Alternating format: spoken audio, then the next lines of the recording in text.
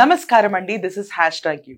నవరాత్రుల్లో ఎవరైనా ఉపవాసాలు ఉంటారేమో, కనీసం వాళ్ళకు ఛాన్స్ ఇద్దాం అని కూడా లేకుండా అంబటి రాంబాబు గారు అమెరికా వెళ్ళినా కూడా ప్రతి వీడియోలో నేను అమెరికాలో ఉన్నానని సొంత చెప్పుకుంటా.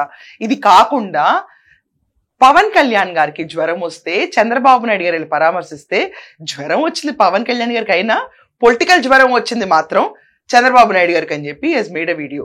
దాంట్లో ఎక్కడెక్కడో పొలిటికల్ యాంగిల్స్ అని తీసి కూటమి ప్రభుత్వం మొత్తం ఒక రకంగా ఇప్పుడు డౌన్ ట్రాడనింగ్ స్టేజ్ లో ఉందని చెప్పి తనకు తాను ఒక రూమ్ లో కూర్చుని ఒక వీడియో కొట్టేశాడు. ఆ వీడియో హార్డ్లీ 5 minutes ఉంది. నాకున్న ఓపిక్కి 10 minutes లో పవర్ చేస్తాను. Let's have a look.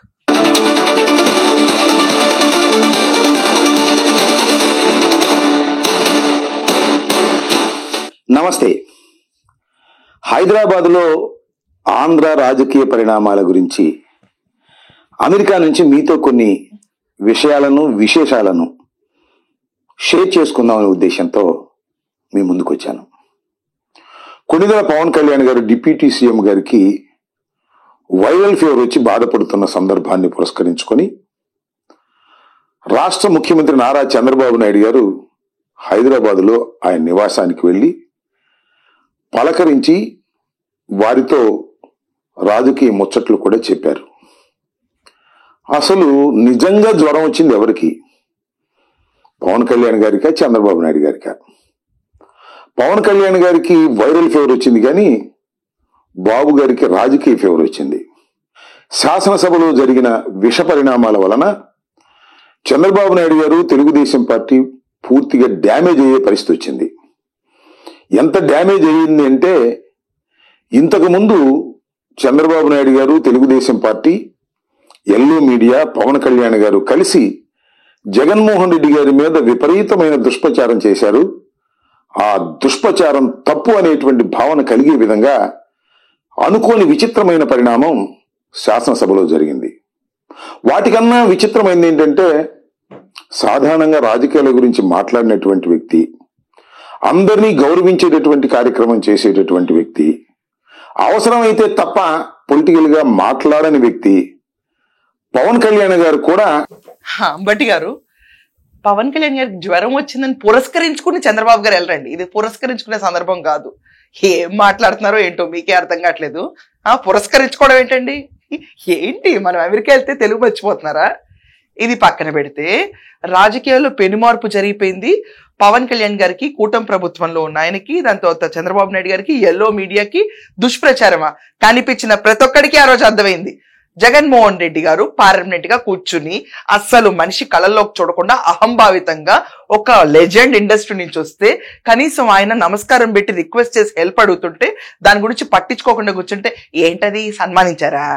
మీ దృష్టిలో సన్మానం అంటే ఇదా? చెప్పాలి కదా. వైసీపీలో సన్మానాలు అంటే ఇలా ఉంటాయి. మేము ఎంక చూడం, మేము మీకు షాల్వా కప్పం, మీరు నమస్కారం పెట్టాం, మేము నమస్కారం పెట్టాం, ఇది మా సన్మానం చెప్పుండాల్సింది. ఫ్యాన్స్ అందరూ అదే అనుకున్నారు. అప్పుడు మరి చెప్పుండాల్సింది మా ఫిలాసఫీ ఇదని చెప్పి. ఆయన, నేను ఇంకో మాట అంటాను, చిరంజీవి గారు రాజకీయాల నుంచి దూరం అయ్యారు. దాని ముందు వరకు రాజకీయాల్లో ఉన్న వ్యక్తే కదా ఆయన, కాదా? అండ్ రెండోది, పవన్ కళ్యాణ్ గారు అడ్రస్ చేశారు ఇష్యూని. అప్పుడు వాళ్ళ బ్రదర్కి ఇన్సల్ట్ జరిగిందని చెప్పి అందరూ అనుకున్నారు. నీకు తెలీదా అంబటి అది ఇన్సల్ట్ అని? పెద్ద మనిషిలా నుంచుంటావు ఏంటి? ఆంధ్ర పాలిటిక్స్ హైదరాబాద్ లో జరిగితే దాన్ని నువ్వు అమెరికా నుంచి విశ్లేషిస్తావా? ఇంకేం కాదు, డిజిటల్ బుక్ అని ఒకటి పెట్టి దానికి తెలంగాణలో నెంబర్ పెట్టి కర్ణాటకలో ఓనర్ కూర్చుని అసలు దాంట్లో ఏం వస్తాయో ఎవరికి తెలియదు, ప్రతి ఒక్కడు ఒక ప్లకార్డ్ లాంటి పేపర్ పట్టుకుని మా డిజిటల్ ఇది, మీ కార్యకర్తలకి ఏమైనా ప్రాబ్లం ఉంటే దీనికి స్కాన్ చేసి పెట్టండి అని. అసలు దాంట్లో ఏమైనా వస్తున్నాయా? ఓపెనింగ్ పడిందా? లేకపోతే ఒకే ఒక ఓపెనింగ్ విజయం గారు కొట్టారా? చెప్పు. ప్రతి ఒక్కళ్ళు కూర్చుని ఆ నియోజకవర్గంలో ఏదో పెద్ద స్థాపిస్తున్నాం మేము అన్నట్టు డిజిటల్ లైబ్రరీ స్కాన్. ఇది ఒక మెట్టు అంట. ఏ మెట్టు? ఇప్పుడు దాకా వేసిన 5 ఏళ్ళు మెట్లు లేవు, దిగజారి పడిపోయాం బావిల్లోకి. ఇంకా నువ్వు కార్యకర్తలను ఉద్దేశించి పెద్ద పైకి తీసుకెళ్ళడానికి ఒక మెట్టు అంటే ఇది స్కాన్ చేస్తే మా కష్టాలన్నీ అయిపోతాయంట. ఏంటి ఈ డిస్కషన్ కంటే గొప్పగా ఉందా లేదా ఇది? ఏంటి ఆంధ్ర పాలిటిక్స్ హైదరాబాద్ లో డిస్కస్ చేసుకుని చర్చ చేసుకుంటే నువ్వు అమెరికాలో విశ్లేషిస్తావు. నీలాగే ఉంది నీ పార్టీ వ్యవహారం కూడా.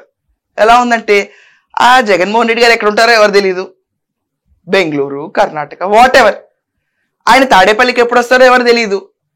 అక్కడున్న కార్యకర్తలకి నేత అందుబాటులో ఉంటాడంట. ఎక్కడో కూర్చుంటాడంట. ఆ నేత ఇచ్చింది హైదరాబాద్ లో టెలిఫోన్ నెంబర్ కి ఒక యాప్ అంట, రిజిస్టర్డ్ అడ్రస్ అంట, అక్కడ కంప్లైంట్ ఇవ్వాలంట తెలంగాణ నుంచి. ఇవన్నీ క్రోడీకరించి 5 ఏళ్ల తర్వాత మీరు ఒకవేళ వస్తే, రాకపోతే దానికి సవాళ్ళు ఏం లేవు, ఇంకా దాని గురించి మాట్లాడరు. రాకపోతే ఏంటనేది కూడా చెప్పుండాలి కదా ముందు, అది చెప్పరు. అవి డిస్కస్ చేయడం చేత కాదు. కానీ అమెరికా వెళ్ళిన వెంటనే హాయిగా ఎంజాయ్ చేయక ప్రతి వీడియోలో నేను అమెరికాలో ఉన్నా, నేను అమెరికాలో ఉన్నా, నేను అమెరికాలో ఉన్నా ఉన్నారు. సరే మొన్న వెళ్ళారు జొన్న తోటల్లోనూ మొక్కజొన్న తోటలోనూ, తప్పిపోయారు అనుకున్నా నేనైతే. సరదాగా చూస్తాం మీ వీడియో, బయటకు రారింకేనని. దిస్ ఇస్ ద ఎండ్ అంట, ఇలా చెప్పుకుంటా మీరు తిరుగుతూ ఉంటారు. ఆ ఖండించిన దాంట్లో ఒక పెద్ద మనిషి పోతే పోని కొంతమంది సంస్కారం ఇస్తే దీని గురించి కూడా బహిర్గతంగా చేయాల్సిన అవసరం ఉందా అని చెప్పి తమాయించుకుని కూర్చుంటే దాన్ని అడ్వాంటేజ్ తీసుకుని రైట్ చేస్తున్నారు చూడండి ఈరోజు మీరు. అది మీ గొప్పతనం. ఇప్పుడు దానికి చంద్రబాబు నాయుడు గారు జ్వరం వచ్చేస్తా, రాజకీయ జ్వరం వచ్చి ఆయన పవన్ కళ్యాణ్ గారిని కలుస్తున్నారా? అర్థం ఉందా అసలు మన ప్రచారానికి? ఏమన్నా ఇసువెత్త అర్థం ఉండాలి కదా. అంబేద్కర్ ఎక్కడ కూర్చున్నా మీరు చేసిన ఇదెక్కడ వైఫల్యమైన లాజిక్స్ తీసుకుని మాట్లాడతారు మీరు? మీరు చెప్పారంటే ఒక స్టాండర్డ్ ఉండాలి, ఇలా బేస్లెస్ వర్డ్స్ మాట్లాడకూడదు. మన డిజిటల్ యాప్ లాగా సడన్ గా ఎంట్రీ ఇచ్చారు. జగన్మోహన్ రెడ్డి గారు ఆ రోజున మమ్మల్ని అందరినీ కూడా గౌరవించారు తప్ప మమ్మల్ని అగౌరవపరచలేదు అని కుండ బద్దలు కొట్టి చెప్పారు. ఇది చాలా గడ్డు విషయంగా చంద్రబాబు నాయుడు గారు భావిస్తున్నారు. జగన్మోహన్ రెడ్డి గారి మీద విపరీతంగా బురదలుకోవచ్చు. దానికి తోడుగా పవన్ కళ్యాణ్ గారు కూడా ఉన్నారు, ఎల్లో మీడియా ఉంది, జనం నమ్ముతారు అనుకునేటటువంటి వారి సిద్ధాంతానికి భిన్నంగా చిరంజీవి గారి లెటర్ వచ్చింది. ఇది ఒక విచిత్రమైన రాజకీయ పరిణామం. రాజకీయ పరిణామం అంటే దీన్ని చూసి ఓట్లు పడలా, ఏ పార్టీకి బెనిఫిట్ అవ్వలా, ఫిలిం ఇండస్ట్రీకి బెనిఫిట్ అవుతుందేమో అని ఆయన వెళ్ళి నమస్కారం పెట్టారు. దానికి ప్రతి నమస్కారం కూడా అక్కడ కనిపించలేదు. అయినా మీరంతా చీప్ పాలిటిక్స్ ప్లే చేశారు. అసలు ఆ వీడియోని బయటకు రిలీజ్ చేయడం ఏంటి? మైండ్ సెట్ అర్థం కావట్లేదా? చిరంజీవి గారు ఇలా ప్లీజ్ ప్లీజ్ ప్లీజ్ అని బతిమాలుతున్న వీడియో బయటకు రిలీజ్ చేసా ఒక్క బిట్ వరకు. దాంట్లో జగన్మోహన్ రెడ్డి గారు అంటే ఆ వీడియో రిలీజ్ చేసి బయటకు వదిలితే మీరందరూ అది చీప్ మైండ్ సెట్ కాదా? అది కాదా? అసలు ఓట్లెందుకు పడలా మనకి? ఆ లాజిక్ చెప్పు. జగన్మోహన్ రెడ్డిని ప్రభుత్వాన్ని ఎందుకు వద్దనుకున్నారు పాత టెన్యూర్లో? వాళ్ళని లిక్కర్ కుంభకోణాలు, బూతుల రాజ్యాంగాలు, ఇసుక మాఫియాలు, మైను మాఫియాలు, దోచివేతలు, తవ్వివేతలు, ఎక్కడికక్కడ రక్కస్ గోల. అండ్ ఏం సాధించారయ్యా వీళ్ళంటే రిచికొండ ప్యాలెస్, తాడేపల్లి ప్యాలెస్, వైఎస్ఆర్సీపీకి పార్టీ ఆఫీసులు. ఈ తప్ప మీరు చేసింది ఏంటి రాష్ట్రానికి? జయదేవ్ గల్లా వెళ్ళిపో, నువ్వు అమర్ రాజా తీసుకుని వెళ్ళిపో, మేమే పంపించేసాం. కియా ఎవరు తెచ్చారు అధ్యక్ష? రాజశేఖర రెడ్డి గారు అధ్యక్ష. ఈ తప్ప మనం ఏం చేసాం? అసెంబ్లీ కిటికీలు కూడా లేవని గొప్ప మనుషులు ఉన్నారు మన దాంట్లో. సెంట్రలైజ్డ్ ఏసీ ఉన్న అసెంబ్లీలో అంత గొప్ప మేధావంతులు పెట్టుకుని రాష్ట్రం భరించలేక తీసేసింది. ఈ టాపిక్ మీద ఎక్కడ మిమ్మల్ని తీలేదే. బెనిఫిట్ అయితే ఫిలిం ఇండస్ట్రీ వాళ్ళు అవ్వాలి, ఫెయిల్ అయితే వాళ్ళు అవ్వాలి, రాష్ట్ర ప్రజలు ఎవరు అవ్వాలా. ఆ విషయం తెలుసా నీకు? తెలిసి కూడా నువ్వు పెడుతున్నావు చూడు, అది నీ గొప్పతనం. దాని గురించి చంద్రబాబు నాయుడు గారు భయపడిపోతారా? పవన్ కళ్యాణ్ గారికి చంద్రబాబు నాయుడు గారు గొడవలు వచ్చేస్తాయా? ఏమన్నా లాజిక్ ఉందా? నువ్వు పొల్లాలు పెట్టడంలో ఎంత ఎక్స్పర్ట్ గా తయారయ్యారంటే చిరంజీవి గారు ఈ పర్టికులర్ ఇష్యూ పైన రియాక్ట్ అవ్వకుండా ఉంటే వీళ్ళకి ఇంత స్కోప్ వచ్చి ఉండేది కాదు. ఆయన పెద్ద మనిషి తరగా వెళ్ళి లేదులేండి జగన్మోహన్ రెడ్డి గారు బాగానే ఉన్నారు మాతో ఆ రోజు అని చెప్పిన పాపానికి చూసాం మేము బాగున్నాం అని. అంటే ప్రపంచంలో ఈ రోజు దాకా మీరు బాగున్నారని ఎవరు చెప్పలేదా? ఒక్కరు కూడా అనలేదా మీతో? ఈ అనకపోవడం వల్ల ఎంతసేపు నెగిటివ్ బ్లాస్టింగ్స్ జనాల దగ్గర నుంచి తీసుకుని ఒక్క పాజిటివ్ పర్సన్, ఒక మెగాస్టార్ వచ్చి అప్పుడు మంచితనానికి గురై ఈ రోజు మంచితనంలో ఆయన బాగానే చూసారులేండి మమ్మల్ని అంటే చూసారా మేము మంచిగా చూసామని చెప్పారు, మమ్మల్ని అనవసరంగా ఓడిచ్చారు అని చెప్పి జనాల ముందుకు వస్తున్నారు. ఒక్కడు మంచిగా అంటలేదా ఏంటి మన గురించి? ఇంత కరువేసిపోయింది ఏంటి బాబు మరి వైసీపీలో పొగడత కోసం? ఇలా అయితే చాలా కష్టం 11 కూడా నెక్స్ట్ టైం. ఊహకమ్మని రాజకీయ పరిణామం. అసలు శాసనసభలో ఇలాంటి సందర్భం వస్తుందని చిరంజీవి గారు నోరు విప్పుతారని బహుశా ఎవరు ఊహించి ఉండరు. ఇది ఖచ్చితంగా కూటమికి చావు దెబ్బ తగిలిందని చెప్పక తప్పదు. దీని నుంచి ఎలా బయటపడాలి? చంద్రబాబు నాయుడు గారు విపరీతమైన ప్రయత్నాలు చేస్తున్నారు. కారణం ఏంటంటే బాలకృష్ణ ఏమీ అనలేడు ఆయన. అంటే బాలకృష్ణ ఆయన మీద కూడా తిరగబడేటట్టు పరిస్థితి ఉంటుంది. కాబట్టి బాలకృష్ణను ఏమీ అనుకోకుండా, బాలకృష్ణను నొప్పించుకోకుండా ఈ వ్యవహారాన్ని చక్కదిద్దాలనేటువంటి ప్రయత్నం. దీనికి ఎవరు సూటబుల్ అంటే పవన్ కళ్యాణ్ గారు సూటబుల్. పవన్ కళ్యాణ్ గారి దగ్గరికి వెళ్ళి చర్చించి దీనికి మందు వేయాలని అనుకుంటున్నారు. సరే పవన్ కళ్యాణ్ గారేమో వైరల్ ఫీవర్ వస్తే మందు కోసం హైదరాబాద్ వచ్చారు. చంద్రబాబు నాయుడు గారికి హామీలు నిలబెట్టుకున్నా నిలబెట్టుకోకపోయినా ముందు పవన్ కళ్యాణ్ గారితో మిత్రత్వం మాత్రం చెడిపోకుండా ఉండాలనేది. చూసారా విషయం? మళ్ళీ పవన్ కళ్యాణ్ గారికి జ్వరం వచ్చి హైదరాబాద్ నుంచి ముందుకు వచ్చారు. కానీ చంద్రబాబు నాయుడు గారు పొలిటికల్ ఫీవర్ కోసం ముందు కోసం పవన్ కళ్యాణ్ దగ్గరికి వచ్చారు. కానీ ఏది జరిగినా పవన్ కళ్యాణ్ తో ఉన్న సిచ్యువేషన్ ని ఆయనతో విడిపోకూడదని చంద్రబాబు నాయుడు గారు అర్జెంట్ కూర్చుని ఆయనకి ఏం కావాలంటే చేస్తారు రాజకీయాల కోసం. మొన్న మీరే పేరు నాని ఎవరు అన్నారు, పేరు నాని 130 పైన వచ్చినాయిగా వదిలేస్తామని చెప్పచ్చుగా అని చెప్పి ఇలాగే అన్నారు. పేరు నాని గారు కాకపోతే ఇంకెవరన్నా సబ్జెక్ట్ టు కరెక్షన్. అంత ధైర్యంగా 130 సీట్లు ఉన్నప్పుడు ఎవరు వెళ్ళిపోయి పవన్ కళ్యాణ్ గారిని అలా అడగరండి. పవన్ కళ్యాణ్ గారు కూడా నాకు 21 వచ్చేసి కదా నెక్స్ట్ టైం 100% ఉంటుందని ఆయన అలా తోకజాడి చెల్లరు. ఇది కూటమి, ఇది ప్రజల కోసం ఏర్పడ్డ కూటమి.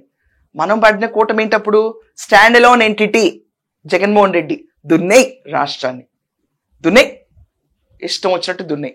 మందులు వ్యవహారాల కోసం కలిసారు ఇల్లు అంటున్నారు. నేను ఒక చిన్న మాట అడుగుతానండి. రాజకీయాలు అంటే వీళ్ళకి ఎంతసేపు ఒక పర్సెప్షన్లో ఎలా ఉందంటే ఒకళ్ళొకళ్ళ దగ్గరికి వెళ్ళారనుకోండి, నీకు ఇన్ని కోట్లు ఫేవర్ చేస్తాను నేను చెప్పిన లాంగ్వేజ్ అలాగే ఉంది. పవన్ కళ్యాణ్ గారికి చంద్రబాబు నాయుడు గారు పొలిటికల్ ఫేవర్ కాకుండా వగేరా ఫేవర్స్ చాలా చేసేస్తా ఉంటారంట. దగ్గరుండి చూసాడా అసలు ముందు ఇతని పైన యాక్షన్ ఎందుకు తీసుకోరు ఎవరన్నా కూడా.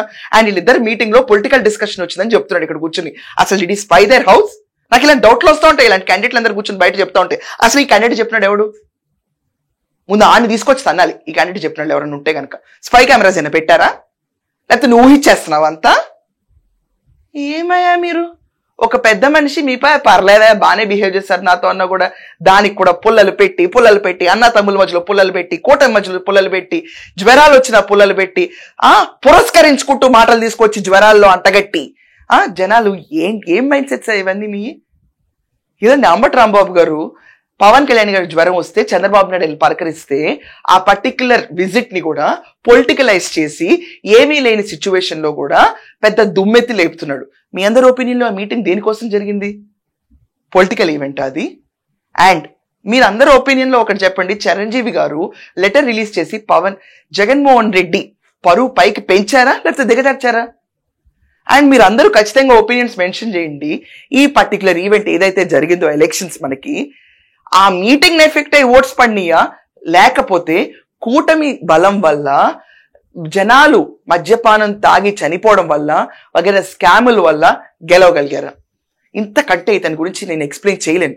చిన్న విషయాన్ని ఊది వైసీపీ వాళ్ళు ఈరోజు కూర్చుని వాళ్ళ మీడియాలో కూర్చుని ఎల్లో మీడియా ట్యాగ్ చేసి అవతలని తిడుతున్నారు. కానీ నోటికి ఎంత వస్తే అంత చిన్న బడ్డింగ్లు చేస్తే అర్థమైంది. అంబట్లు అంటాడు కూడా కూర్చొని చేయాలా?